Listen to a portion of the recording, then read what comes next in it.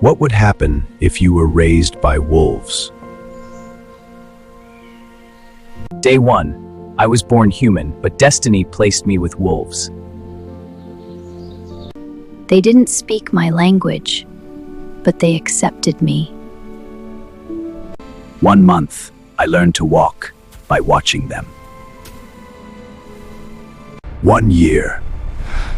My bones grew stronger, my instincts sharper. I stopped playing like a child. I started hunting. My body stayed human, my soul became wild. I fear no darkness. I grew inside it. Year 25. They gave me strength, but humans give purpose. Year 26. They caught me, but I don't understand their words. Year 27. This place feels wrong. I don't belong here. I don't speak human. I only miss the wild. Let me go home.